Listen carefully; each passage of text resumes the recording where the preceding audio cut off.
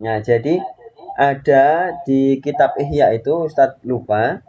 Nanti silakan browsing sendiri. Memang eh, sholat di tempat yang dibangun dengan harta haram itu tetap sah menurut sebagian ulama, tapi kalau di mazhab Syafi'i ya itu boleh ya. Nah, boleh. Tapi Ustadz Brili pernah baca sih Imam Ghazali itu menstatuskan sholatnya berdosa. Ya, ya Ustadz lupa ya, coba. Ini,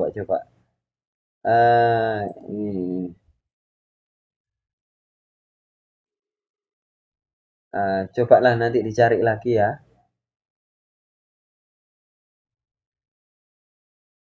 Sebentar. Kok penasaran Ustadz? Pernah dulu Ustadz tulis sih, cuman di mana?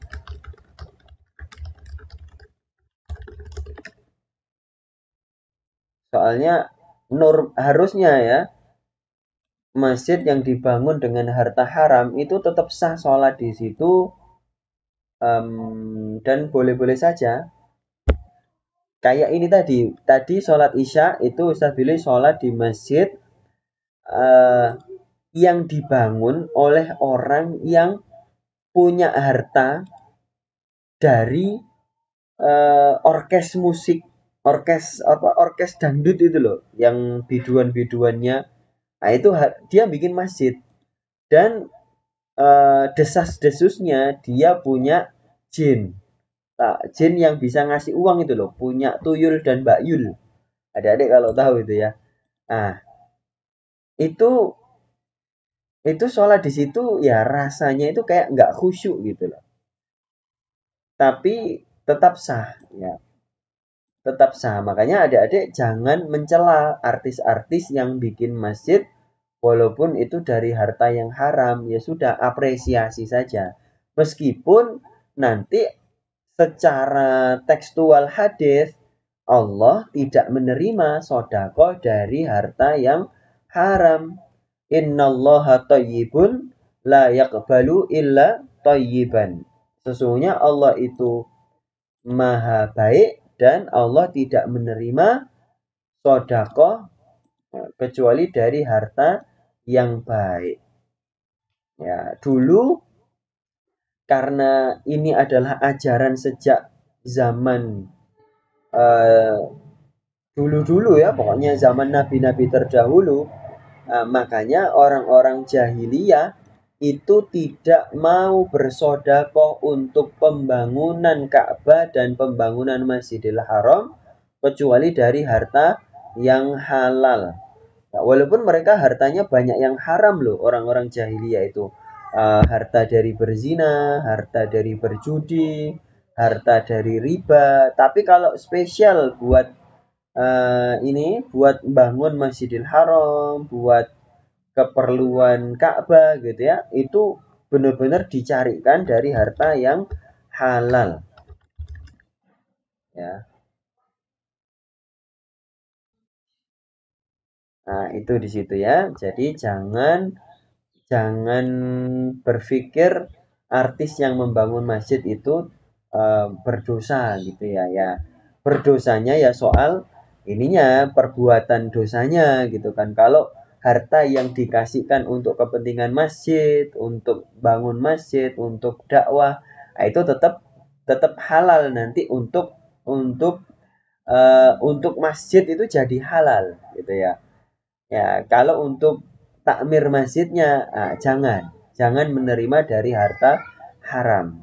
Nah, nanti akan jadi masalah buat keluarganya. Ya biasanya makanya adik-adik nanti kalau cari suami, kalau punya seorang ayah, ya ataupun adik-adik sendiri bekerja ya, jangan pernah kasih harta haram buat keluarga. Karena harta haram itu akan bikin keluarga tidak damai, akan bikin keluarga itu sering sakit, akan bikin keluarga itu banyak masalah. Ya, itu pasti ya adik-adik ya. Jangan kira orang-orang yang adik-adik kalau nonton di media sosial itu ya kaya-kaya, banyak yang kaya, penghasilannya 2 digit 3 digit gitu ya, tapi jangan kira mereka hidupnya enak kalau itu dari harta yang haram, pasti hidupnya tidak enak ya. Itu ya adik-adik ya. Baik. Jadi intinya adalah boleh-boleh saja berlabel NU, berlabel Muhammadiyah, berlabel apa masjidnya mau berlabel apapun tidak masalah gitu ya, tidak masalah. Eh, Makanya sampai Ustadz ini di sini kelihatan di artikel ini, andai kata ada masjid yang bernama, di sini masjid yang bernama House of Grace, boleh nggak? Boleh-boleh saja. Yang penting tidak diniati untuk meniru gereja. Ya karena ada gereja namanya House of Grace. Kalau dinamai Masjid House of Grace, ya boleh-boleh saja. Karena itu terjemah dari Baitur Rahmah. Boleh-boleh saja ya. Pernah Ustadz Bilal itu ke salah satu mall di kota itu, namanya itu Masjid Eksekutif. Ya, padahal yang masuk di situ ya orang-orang tukang bersih-bersih juga masuk sholat. Eksekutif. Orang-orang tukang bersih-bersih, tukang jualan apa itu kan ya tetap masuk di situ, bukan berarti spesial orang khusus yang kaya-kaya doang gitu ya. Nggak seperti itu ya. Baik, kita istirahat sejenak. Terakhir, waktu kita ternyata sudah lebih ya. Kita tutup sesi ini karena sudah waktunya. Nah, sebetulnya masih ada lagi.